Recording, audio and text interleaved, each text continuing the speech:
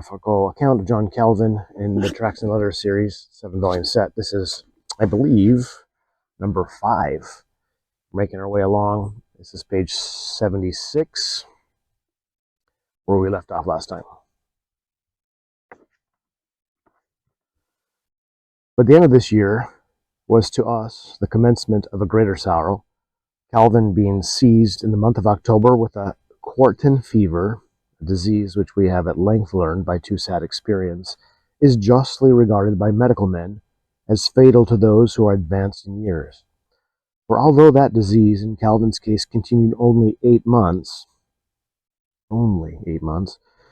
yet it so exhausted his spare body, worn out by labors and exertions, that he never entirely recovered it.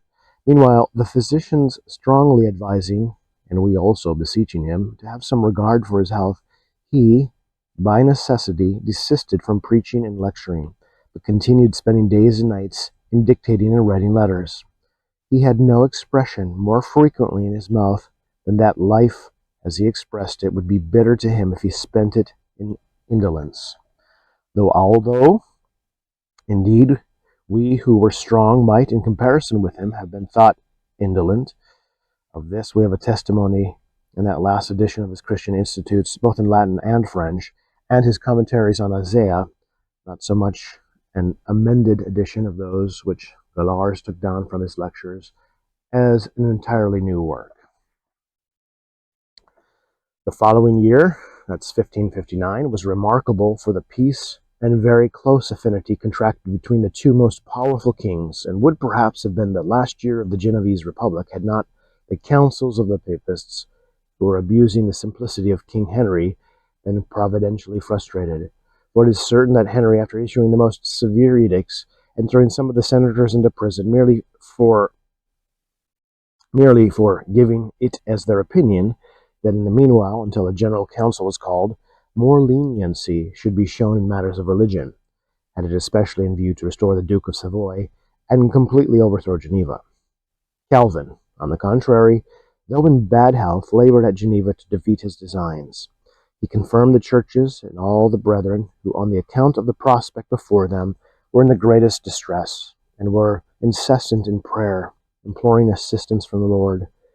In the midst of the terror which prevailed both at home and abroad, the monarch, while in the very act of preparing for the celebration of the marriage by which he was to confirm the peace, received a fatal wound in a mock combat, and that from the hand of the very man to whom, as commander of the royal guards, he had formerly assigned the office of apprehending those senators. This death, Cardinal Lorraine wished it to be thought he had afterwards expiated by the most iniquitous murder of Annas de Bourges, a most learned lawyer, a most upright senator, and in fine a most holy martyr of Christ. But Geneva, by the singular providence of God, as if the Lord were again and again causing the purest light to arise out of the thickest darkness, felt so confident in these times, the thing is scarcely credible, that in this very year, and almost at the very instant when these powerful princes were conspiring on her destruction, it gave orders, on the suggestion of Calvin, for the erection of a magnificent building for a school provided with 8 teachers of youth and public professors of Hebrew, Greek, philosophy, and theology. The dedication to Almighty God took place in due form in a full assembly of the people in the principal church, wherein for the first time we read and established those laws which related to the appropriation and perpetual maintenance of this most useful and sacred institution.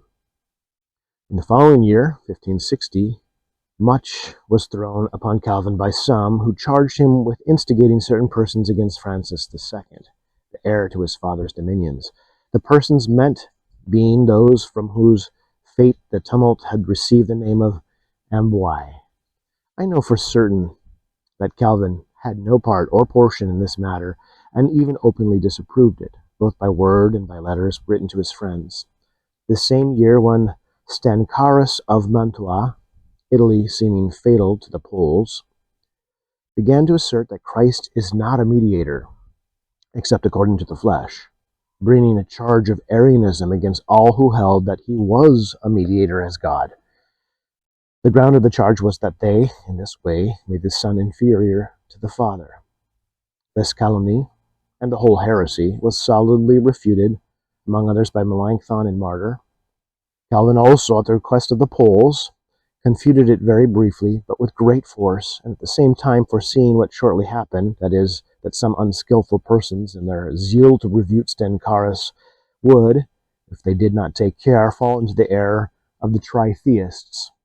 He distinctly forewarned them of the danger and exhorted them, while standing their guard against Blandrata and his followers, and asserting that Christ was mediator in both natures, not to multiply the Godhead.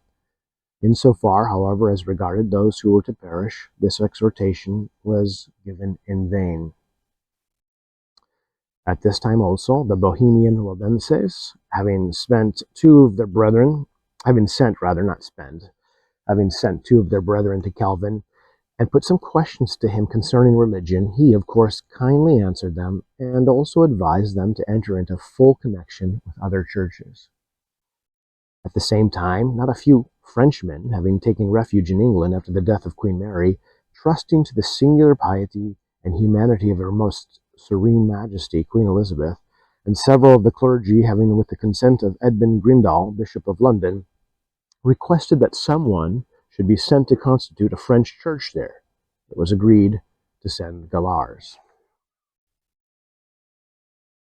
In the end of the year 1560, Francis II having suddenly died, at the very time when all things seemed so utterly desperate that God alone could give a remedy, Charles IX had no sooner succeeded to the crown than a messenger arrived from him with a letter in which he complained that persons were sent from Geneva to disturb his kingdom of France, and demanded she be forthwith recalled, or that otherwise he would not overlook the very just cause he had to avenge the injury.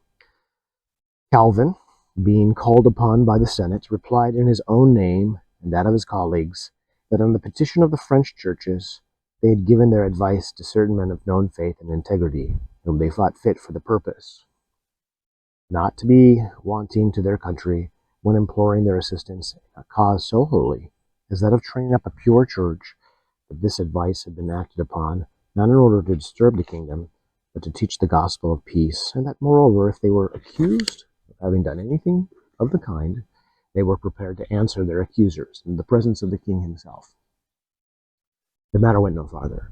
The same year Calvin and myself answered the book of that most troublesome man, Tilleman Heshusius. Calvin next refuted the blasphemies which Valentine Gentilis had printed at Lyons against the Athanasian Creed. He also published his Prelections on Daniel, dedicating them to the churches of France.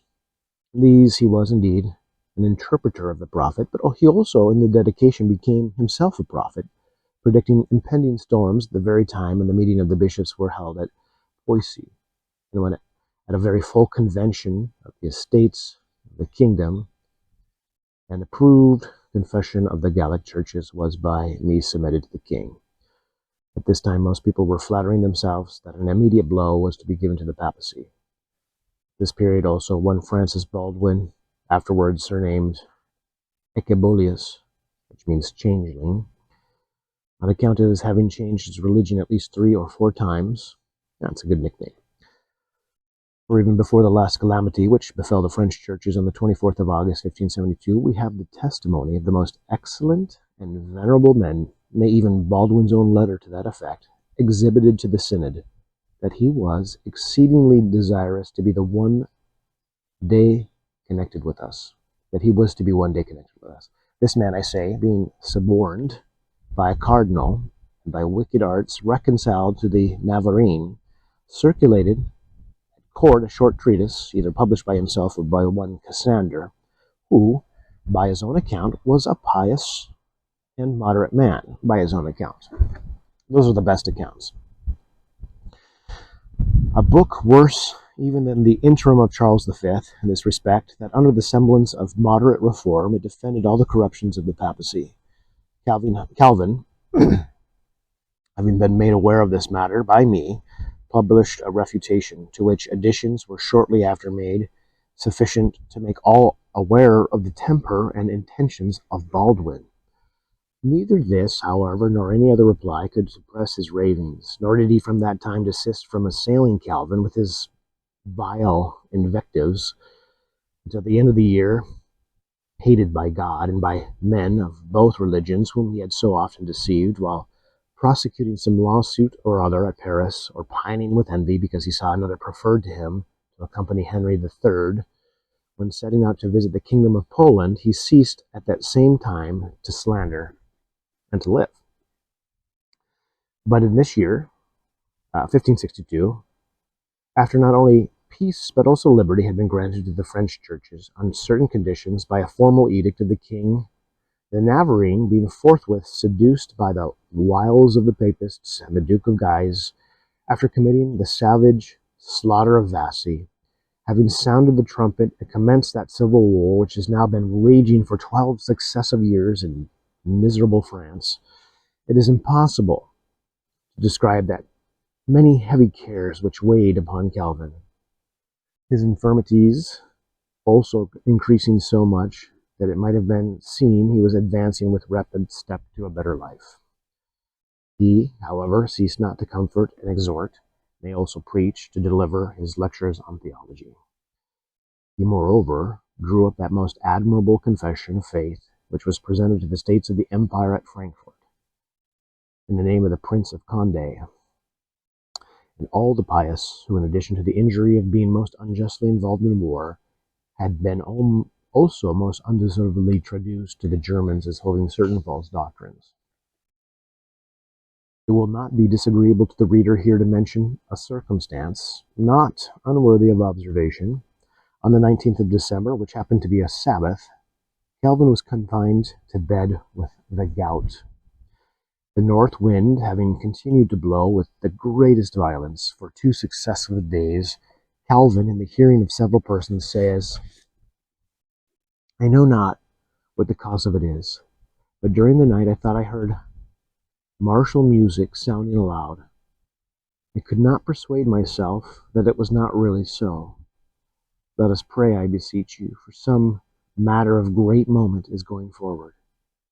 It turned out on that very day a fierce battle was fought at Dreux, though the news of it had not arrived for some days after. In the following year, which is 1563, Calvin's disease had so much increased and were so numerous as to make it almost impossible to believe that so strong and noble a mind could be any longer confined in a body so fragile, so exhausted by labor, and, in fine, so broken down by suffering. But even then he could not be persuaded to spare himself. Nay, if at any time he abstained from public duty, and he never did, so with the greatest reluctance, he still at home gave answers to those who consulted him, or wore out his amanuenses, I don't know what that is, by dictating to them, though unfatigued himself. In testimony of this, we have his 2 very serious admonitions to the Poles against the blasphemers of the Holy Trinity. Also the answers which he gave, both by word and in writing, to those brethren who were sent to him from the Synod of Lyons, and the commentary on the 4 books of Moses, which he wrote in Latin, and which he afterwards himself translated into French, and finally his commentary on the book of Joshua, which was the last of his labors. He began at this time and brought it to a close just before his death. The year 1564 was to him a commencement of perpetual felicity, and to us the greatest and best founded grief. On the 6th of February, the asthma impeding his utterance, he delivered his last sermon. February 6, 1564. And from that time, with the exception of being sometimes carried to the meeting, the congregation, where he delivered a few sentences, the last occasion was on the last day of March, he entirely desisted from his office of preaching. His diseases, the effect of incredible exertions of body and mind, were various and complicated, as he himself states in a letter which he addressed to the physicians of Montpellier. Besides being naturally of a feeble mind and a spare body, inclining to consumption, he slept almost waking and spent a great part of the year in preaching, lecturing, and dictating. For at least 10 years he never dined, taking no food at all till supper, so that it is wonderful he could have so long escaped consumption, being subject to hemicrania, which sounds like bleeding of the head, or bleeding of the brain, for which starvation was the only cure. He, in consequence, sometimes abstained from food for 36 hours in succession, partly also from overstraining his voice, and partly from the immoderate use of aloes, a circumstance not attended to till it was too late. He became afflicted with ulcerated hemorrhoids, and occasionally, for about 5 years before his death, discharged considerable quantities of blood. When the quartan fever left him, his right limb was seized with gout, and every now and then he had attacks of colic, and at last of all he was afflicted with a stone, assuming that's a kidney stone, though he had never been aware of its existence till a few months before his death. The physicians used what remedies they could, and there was no man who attended more carefully to the prescriptions of his physicians, except that in regard to mental exertions he was most careless of his health, not even his headaches preventing him from taking his turn preaching. While oppressed with so many diseases, no man ever heard him utter a word unbecoming a man of firmness, far less unbecoming a Christian. Only raising his eyes towards heavens, he would say, "O Lord, how long?"